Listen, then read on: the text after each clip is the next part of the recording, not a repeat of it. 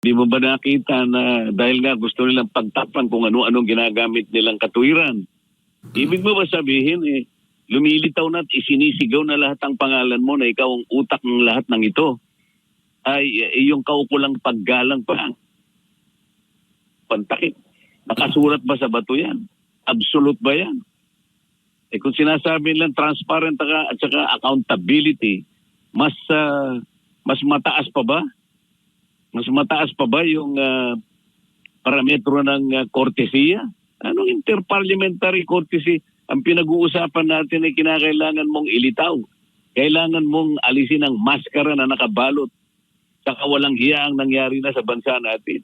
Sasabihin mo pa interparliamentary courtesy? Napakababaw na argumento niya. Halatang halata yan. Kung sino yung gustong maglihis, sila yan. Opo. Ayaw nilang ilitaw. Ayaw nilang alisin ang maskara. Bakit mo harangan ng interparliamentary courtesy? Wala kang nalalabag na interparliamentary courtesy kung imbitahin mo sila. Huwag mo lang silang isabina. Yung courtesya, na yung pa rin sa pag-iimbita. Iniimbita mo lang. Hindi mo ba ginagalang? Iniimbita mo eh. Mm-hmm. Ang problema kung ayaw mong imbitahin. Yun ang paglilihis. Yun ang pagtatakip. Oo. Inimbita ko na nga si Congressman Toby Chanco. May problema ba doon? Meron ba akong nilabag doon? Wala. Voluntaryo siyang pumunta.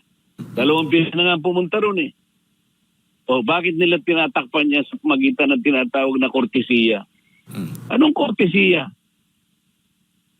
Mas matas bang kortesiya sa accountability at saka transparency? Kung magsalita sila, parang akala mo mga moralistang magagaling. Parang akala mo mga sugo ng righteousness. Tatakpan mo ng kortesiya. Hindi ko sinasabing walang kortesiya. Sinasabi ko mas mataas ang accountability.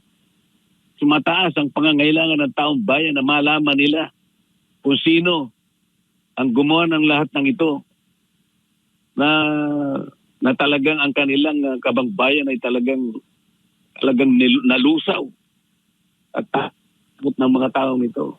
Tatakpan mo ng kortesiya.